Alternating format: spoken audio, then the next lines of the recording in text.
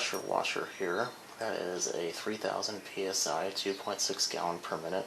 That had a bad pump. We took it off.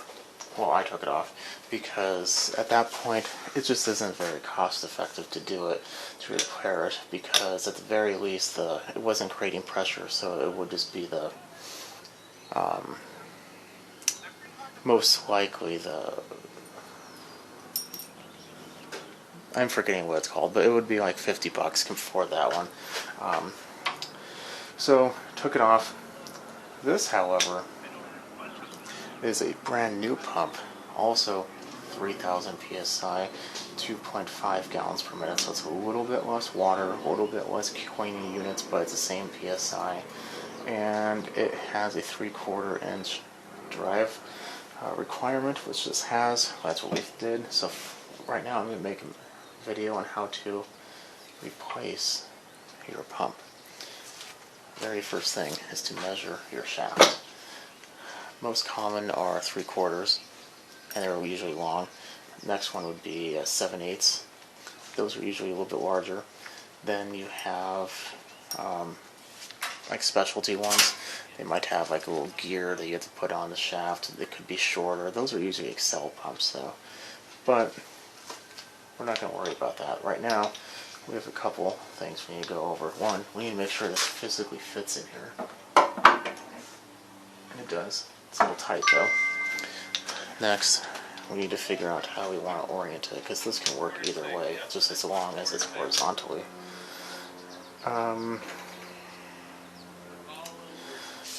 I put the hoses, this is the intake, this is the inlet, or this is where the water comes out, this is where the water goes in. So I like to have hoses on both sides go away from the exhaust. I'm going to be doing that.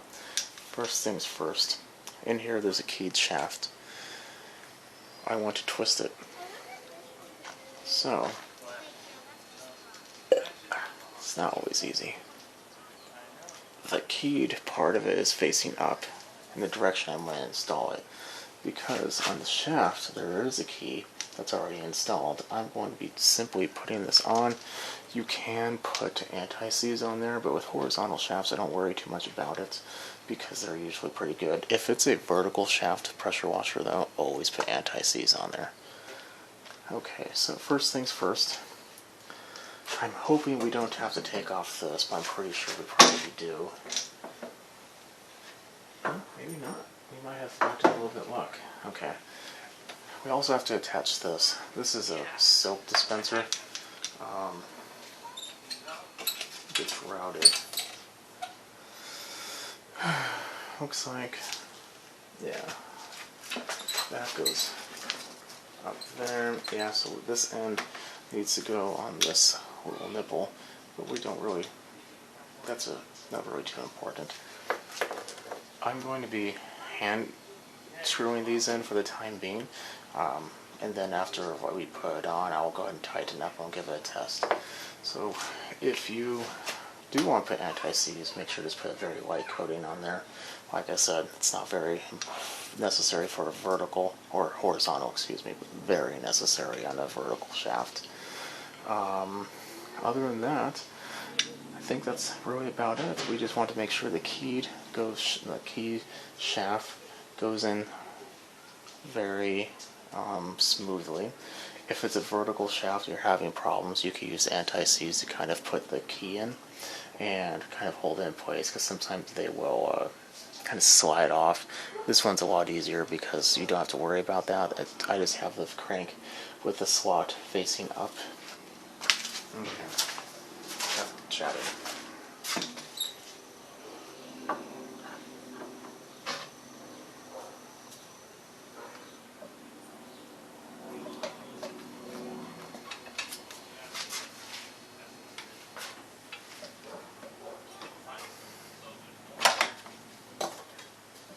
There we go.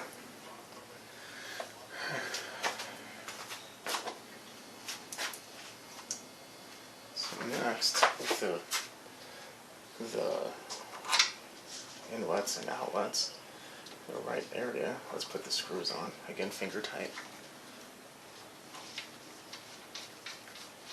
usually some type of hex.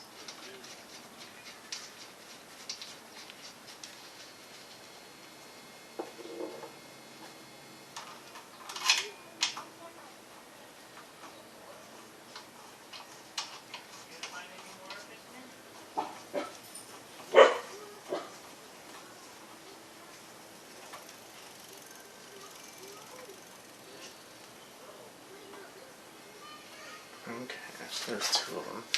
Should be 4. Always make sure you do have 4. Okay, this part's a little boring. I'm just going to bring it back once I'm done. Okay, so they're finger tight now. I modified this to put a little shorter end on it because a lot of them have a very interesting angle to put these on. This one doesn't write too much of a problem. I'll go on the other side. See if I can do this without blocking everything.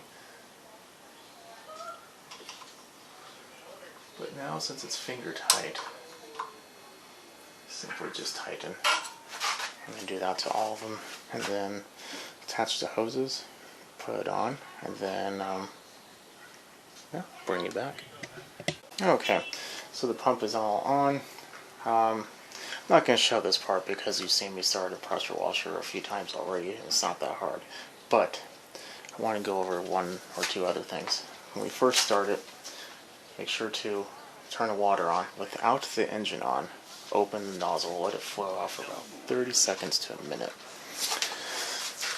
What that will do is it will kind of evacuate all the air. It's especially important the first time. You don't want to have a lot of air because you'll be dipping pressure, and it's just pretty rough on it, especially for the first time. You want to have a good solid flush before you start. Next thing is more of a preventative thing, something I would do yearly, even if you don't put it away in the cold, but buy some of this. It's a pump saver. Just put it in to the inlet where your hose is, spray it until it comes out the other end, and then put it away.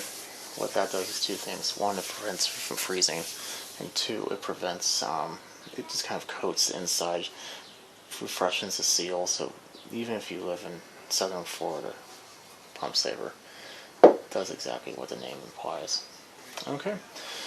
Other than that, we're just gonna plug the hose in.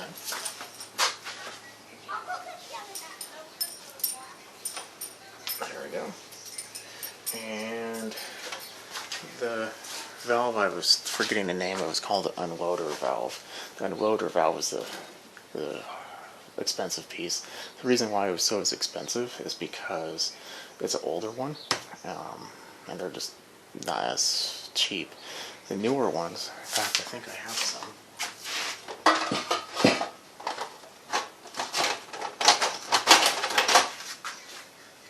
Here we go. Look like this. It's about 15 bucks, 18, 20 maybe. But if yours starts to go out, you can easily replace it for a lot cheaper. So that's why I like replacing these anyway, just because the parts are so much cheaper, because it will degrade over time. Okay, well, if you likes, dislikes, definitely leave a comment below. And if you have any questions, also leave a comment. But if anything, definitely subscribe and keep on watching. I'll see everyone later.